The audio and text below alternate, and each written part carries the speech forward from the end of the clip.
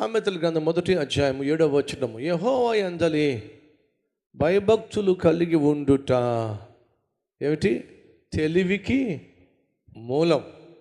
నువ్వు దేవుని పట్ల భయము భక్తి కలిగి ఉన్నట్లయితే నీ తోటి వారందరికంటే నువ్వు తెలివైన వాడివిగా ఉంటావు. మరొక చోట యెహోవా యందలి భయభక్తులు కలిగి ఉండుట జ్ఞానమునకు మూలమని ఉంది. మళ్ళా చెప్తున్నా, చదువులో నువ్వు విజయం సాధించాలంటే మిగతా వాళ్ళకంటే నువ్వు తెలివైన వాడివై ఉండాలి. ఉద్యోగంలో నీకు ప్రమోషన్ రావాలంటే నీకు మిగతా వాళ్ళకంటే నువ్వు తెలివైన దానివై ఉండాలి. నీ కుటుంబం అందరికంటే భిన్నంగా కట్టుకోవాలంటే అందరికంటే తెలివైనటువంటి ఇల్లాలివిగా నువ్వు ఉండాలి.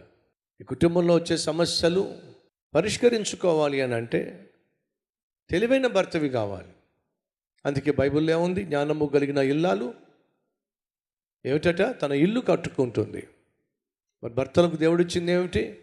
భర్తలారా, మీరు మీ భార్య బలహీనమైనటువంటి ఘట్టమును ఎరిగి జ్ఞానము కలిగి సంసారం చేయండి. ఒక మంచి భర్తవు కావాలంటే తెలివి కావాలి, ఒక మంచి భార్యవు కావాలంటే తెలివి కావాలి, ఒక మంచి స్టూడెంట్వి కావాలంటే తెలివి కావాలి, మంచి ఉద్యోగస్తుడివి కావాలంటే తెలివి కావాలి. నీకు ఇచ్చినటువంటి సేవ చక్కగా చక్కబెట్టాలంటే నీకు జ్ఞానం కావాలి. కానీ ఈ జ్ఞానం అంతటికి ఆధారం ఏమిటయ్యా అంటే యెహోవా యందలి భయము భక్తి జ్ఞానానికి ఆధారం. మరి యెహోవా యందలి భయభక్తులు అంటే ఏమిటి? 8వ అధ్యాయము 12వ వచనం లేక 13వ వచనం. యెహోవా యందు భయభక్తులు కలిగి ఉండుట చెడుతనమును అసహించుకోవటం, ఇది భయం అంటే. బహుశా దేవునితో ఒక రాత్రి ఆరాధనలో అనుకుంటా, నేను ఒక పిల్లాన్ని ముందుకు పైకి పిలిచి అడిగాను, ఎరా మీ నాన్న అంటే నీకు భయం అంటే నాకు భయం అని చెప్పి అన్నాడు. ఎందుకు భయం రా? మా నాన్న కొడతాడు, తప్పు చేస్తే కొడతాడు. అప్పుడు అడిగా, పక్కింటి ఆయన అంటే, ఈ పక్కింటి ఆయన అంటే, ఎదురింటి ఆయన అంటే, మీ వీధుల్లో ఉన్నటువంటి ఎవరన్నా అంటే నీకు భయమా? నాకెందుకంటే ఆయన అంటే బలు వాళ్ళంటే నాకు భయం లేదు. పక్కింటోడు, ఎదురింటోడు, ఆ ఇంటోడు, ఈ ఇంటోడు, ఏ ఇంటోడు నాకెందుకు? నేను అస్సలు భయపడను. మరి ఎవరికి భయపడతావు? నాన్నకైతేనే భయపడతా. అంటే దేవుడికి నువ్వు భయపడాలి అంటే మొదటిగా దేవుడు నీకు ఏం కావాలి చెప్పండి? నాన్న కావాలి. దేవుడు నీకు తండ్రి అయితేనే నీకు భయం ఉంటుంది, భయం వేస్తుంది. తండ్రి కాదనుకో నువ్వు భయపడవు. అదే చెప్తున్నా, పిల్లాడు నాన్నకే భయపడతాడు కానీ పక్కింటోడికి, ఎదురింటోడికి, ఆ ఇంటోడికి, ఈ ఇంటోడికి భయపడ్డు. కారణం ఏమిటంటే వాడికి నాకేంటి సంబంధం? భయపడాల్సిన అవసరం నాకేమిటి? సహోదరి సహోదరులు, ఈరోజు ఒకవేళ నీకు దేవుని పట్ల భయం లేకుండా నిర్భయంగా నువ్వు తప్పులు చేస్తుంటే బహుశా దేవుడు నీ తండ్రి కాదేమో. అందుకే నువ్వు నిర్భయంగా తప్పులు చేస్తున్నావేమో. ఆ కొడుకు సిగరెట్లు కాలుస్తాడు, సడన్గా నాన్న బైక్ మీద వస్తున్నాడు, సిగరెట్ కాల్చేటటువంటి కొడుకు ఏం చేస్తాడు చెప్పండి? ఆ సిగరెట్ పడేస్తాడు. ఎందుకు పడేస్తున్నాడు? నాన్నంటే భయం కాబట్టి, నాన్న చూస్తాడు కాబట్టి. ఆ కూతురు అబ్బాయితో బాయ్ ఫ్రెండ్తో ఫోన్లో మాట్లాడుతూ ఉంది. సడన్గా నాన్న వచ్చాడు. ఏం చేస్తే అమ్మాయి మాట్లాడే అమ్మాయి వెంటనే ఫోన్ కట్ చేసేస్తుంది. ఆ బాయ్ ఫ్రెండ్తో మాట్లాడడం మానేసి ఫోన్ కట్ చేసేస్తుంది. ఎందుకని? నాన్న వచ్చాడు కాబట్టి. నాన్నకు భయపడుతుంది. భయపడి ఏం చేస్తుంది? చేసే తప్పును ఆపేస్తుంది. యెహోవా పట్ల నీకు భయము భక్తి ఉన్నట్లయితే నువ్వు చేసే చెడు పనిని, తప్పును ఏం చేస్తావు? ఆపేస్తావు, వదిలేస్తావు.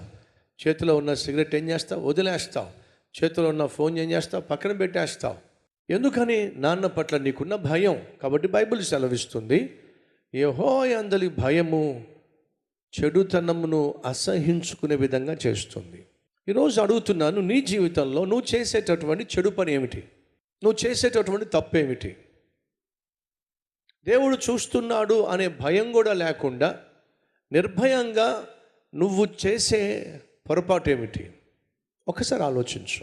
నాన్న వస్తున్నాడు కాబట్టి సిగరెట్ కాల్చేవాడు పడేశాడు. ఆ నాన్న లేకపోతే మరొక సిగరెట్ తీసుకుంటాడు. కానీ పరలోకమందున్న నాన్న ప్రతినిత్యము నిన్ను చూస్తున్నాడు కదా. పడేసి మళ్ళీ ఇంకొక సిగరెట్ తీసుకునే అవకాశం లేదు కదా. ఎందుకని? ఆ నాన్న పైనుంచి ప్రతిదీ చూస్తున్నాడు, ప్రతి నిమిషము చూస్తున్నాడు. కాబట్టి ప్రతి నిమిషము నువ్వు యథార్థంగా పరిశుద్ధంగా జీవించే ప్రయత్నం చేస్తావు. ఎప్పుడూ నాకున్న పరలోకపు తండ్రి ప్రతి నిత్యము నన్ను చూస్తున్నాడు అనే ధ్యాస నీలో ఉన్నప్పుడు ఆయన తండ్రి అయితే నువ్వు భయపడతావు. భయపడ్డావు అంటే చెడుతనాన్ని చేయటం మానేస్తాం. సో మొదటిగా యెహోవా యందలి భయభక్తులు ఏం చేస్తుంది? జ్ఞానాన్ని ఇస్తుంది. ఏమిటా జ్ఞానం? ఆయన నా తండ్రి, ఆయన సమస్తము చూస్తున్నాడు, కాబట్టి ఆయన ఎదుట నేను దుష్కార్యము చేయలేను. ఇదే కదండి యోసేపు చెప్పిన మాట. పోతీఫరు భార్య వచ్చి, రా నాతో పాపం చేయి, ఇంట్లో మొగుడు లేడో, ఒంటరిగా ఉన్నా అని చెప్పి అనే ఉంటుంది. ఎందుకని? మొగుడు ఉంటే ఎందుకు వస్తా అక్కడ చెప్పండి? చంపేస్తాడు. సో మొగుడు లేడు కాబట్టి అక్కడికి వచ్చి తొందర చేసింది కాబట్టి చెప్పుంటుంది. ఆయన లేడు, పోతీఫరు లేడు, దూర ప్రాంతానికి వెళ్ళాడు, రా నాతో పాపం చేయి. ఇప్పుడు యోసేపు ఏమన్నాడు? ఇంతటి ఘోరమైన దుష్కార్యము నా దేవుని ఎదుట నేను చేయలేను. నీ ఎదుట నీ మొగుడు లేకపోవచ్చు, కన్నా ఆ దేవుడు మాత్రం నా ఎదుటే ఉన్నాడు. అద్భుతం కదండి. సో యెహోవా పట్ల భయము, భక్తి యోసేపు ఏం చేయకుండా కాపాడింది? పాపం చేయకుండా కాపాడింది. సో యెహోవా యందలి భయభక్తులు ఏం చేస్తాయి? పాపమును మనకు దూరం చేస్తుంది. అది జ్ఞానం. ఈరోజు మనలో ఎవరైనా ఉన్నారా? ఇక్కడ నుంచి నేను యెహోవా పట్ల భయము, భక్తి కలిగి ఈ ఆశీర్వాదాలన్నీ అనుభవించాలని ఆశించే వాళ్ళు ఉంటే కలిసి ప్రార్థన చేద్దాం. ఉన్న చోటే మోకరించండి, ప్రార్థనలో ఏకీభవించండి.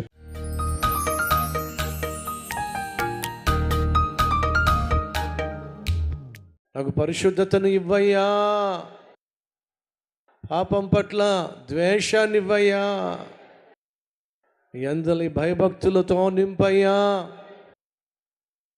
జ్ఞానాన్ని, తెలివినివ్వయ్యా, సంతృప్తికరమైన జీవితాన్ని ఇవ్వయ్యా,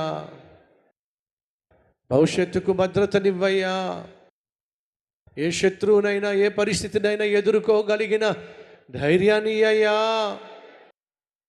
పరిశుద్ధత ద్వారా ప్రసాదించబడే ప్రశాంతతను దయచేయ్యా. నాయనా, మా బిడ్డలు నాయనా నీ యందు భయభక్తులతో ఆస్తికి కర్తలుగా, అనగా నీ రాజ్యమందు ఆస్తికర్తలుగా, ఇహమందు అనేక మందికి దీవెనగా మా బిడ్డలను మార్చయ్యా. తండ్రి, మమ్మల్ని దర్శించయ్యా. మాలో ఉన్న ప్రతి భయాన్ని తీసేసేయ్యా. మాలో ఉన్న ప్రతి అభద్రతా భావాన్ని తీసేసేయ్యా. తెలిసి చేసే ప్రతి తప్పును తీసేసేయ్యా. యథార్థమైన జీవితం దయచేయ్యా.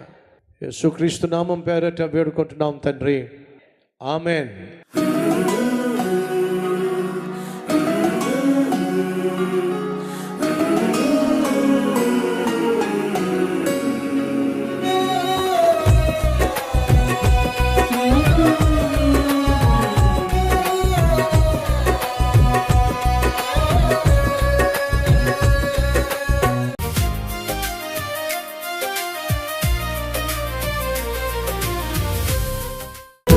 ఫ్రెండ్స్, ఈరోజు అందించినటువంటి క్లుప్త సందేశం మీకు ఆశీర్వాదకరంగా ఉంటే లైక్ చేయండి, 10 మందికి షేర్ చేయండి.